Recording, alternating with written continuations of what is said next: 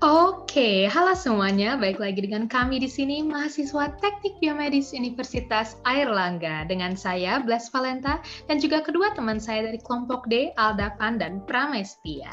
Hari ini kita akan membahas alat medis lagi, kawan-kawan. Kalau sebelumnya kita membahas tentang alat industri, sekarang kita balik lagi membahas alat biomedis. Oke, kali ini kita akan membahas Thermal Conductivity Detectors atau TCD dalam aplikasi gas chromatography. Waduh, kayaknya susah ya, nggak apa.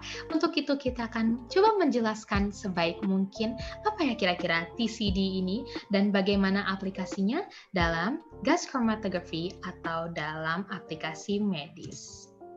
Oke, kita lanjut. Sebelumnya, TCD itu sebenarnya apa ya? Dan digunakan untuk apa gitu, TCD atau Thermal Conductivity Detectors?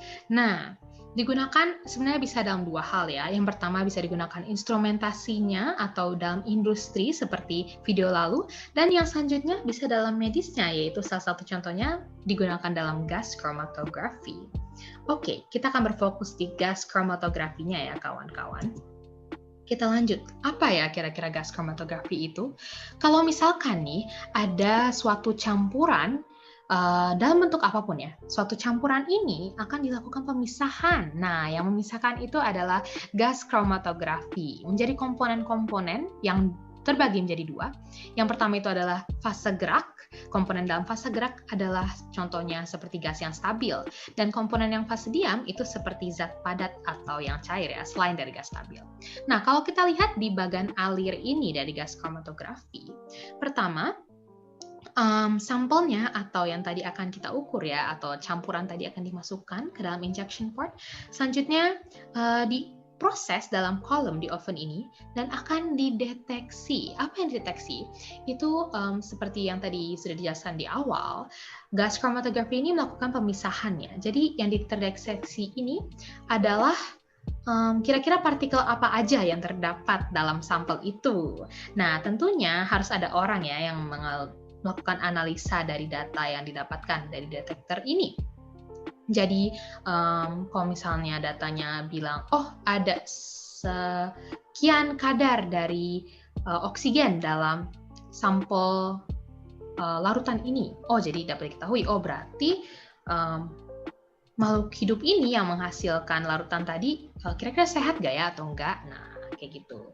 Injektornya itu yang tadi di awal ya, yang akan memberi sampel, itu untuk apa sih? Kalau tadi sampelnya itu bisa berupa banyak hal ya. Bisa dia dalam larutan atau udah dalam gas, bisa cair. Nah, injektor ini fungsinya untuk merubah sampel itu menjadi gas, karena ya dari judulnya ya, gas chromatography itu pasti pemrosesannya dalam bentuk gas. Ada banyak juga ya tipe injektor, nah ini bisa disesuaikan dengan kebutuhan. Lanjut, selanjutnya itu adalah kolom, itu yang tadi muter-muter di tengah ya dalam bagannya. Apa itu kolom? Kolom itu terbagi menjadi dua. Yang pertama adalah packed column dan yang kedua open tubular column. Oke, sebenarnya udah cukup jelas sih dari gambarnya. Kalau packed itu ya dia padat gitu ya. Jadi seluruhnya itu dipenuhi oleh diatomacous earth. Waduh, apa nih? Ini semacam bahan batuan ya, diatomacous earth ini. Nah, kalau misalnya yang open tubular, dia ada rongga di dalam. Itu ada dua. Yang pertama WCOT atau wall coated open tubular. Dia berarti menggunakan coatingnya itu biasanya berupa cairan ya, tapi dalam fase stabil. Dan kalau yang support coated open tubular atau SCOT, dia juga menggunakan diatomacous earth ternyata. Namun karena dia merupakan di tengahnya ada rongga, jadi dia hanya sebagai support ya, jadi support coated. Lanjut. Kolom ini sebenarnya seperti tadi injektor dia berbeda-beda. Nah, kolom juga ada banyak tipenya ya, dan juga faktor-faktor dalam pemilihan kolom tuh pasti beda-beda. Ada fasenya, ketebalannya, diameternya, tapi yang paling penting itu adalah panjang kolom yang digunakan.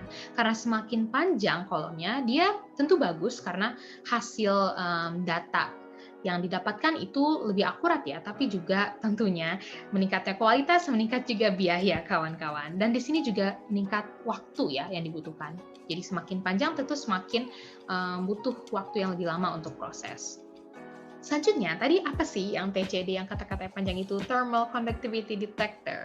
Nah, sebenarnya dalam gas chromatografi itu ada banyak ya detektornya, bukan cuma si TCD, ada FID, FPD, FTD, ECD, dan juga EMS. Tapi kita di sini fokus ke TCD aja. Nah, Thermal Conductivity Detector ini untuk apa? Seperti dari namanya, dia detektor, berarti dia bisa sense gitu, dia bisa tahu, dia lihat dari tadi di kolomnya ya, di kolomnya itu dia memproses dan juga detektor ini dia melihat kira-kira dari perubahan temperaturnya, thermal conductivity-nya, dari perubahan temperatur yang dikeluarkan oleh bahan ini, dia sebenarnya bahan apa ya? Nah, itu akan disesuaikan oleh TCD untuk mengetahui kadar bahan di dalam larutan ini atau dalam sampel ini tuh berapa. Nah, kenapa sih kita harus tahu tentang gas chromatography? Karena ini juga alat yang digunakan oleh manusia ya, atau makhluk hidup. Kenapa? Sebagai respirometer. Respirometer ini adalah alat yang digunakan untuk mengetahui kadar respirasi atau tingkat respirasi pada manusia atau makhluk hidup. Sehingga misalnya ya, kita tahu, masuk oksigen seberapa kadar. Nah, itu kita akan tahu karbon dioksida yang kita keluarkan tuh sesuai nggak sih dengan oksigen yang kita masukkan? Jadi kita tahu dong, fungsi tubuh kita ini bagus atau enggak. Nah, sebenarnya gas chromatography ini hasilnya juga nggak berbeda jauh sih, bagus-bagus juga dengan metode yang lain. Namun tentunya ada beberapa keuntungan, kawan-kawan.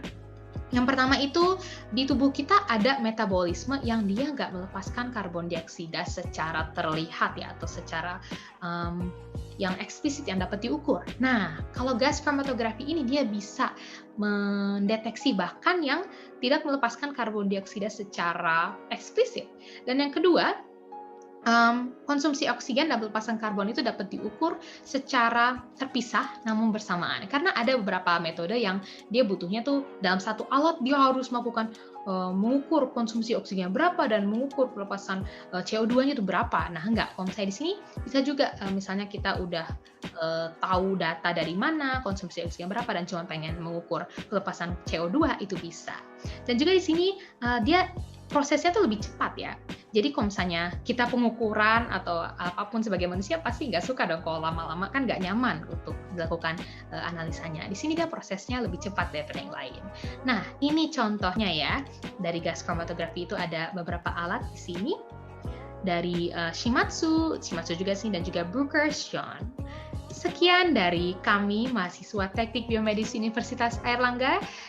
Sekian dari Kelompok D, semoga informasi kali ini bermanfaat. Jangan lupa like, comment, dan subscribe. Terima kasih semua, sampai ketemu di video selanjutnya.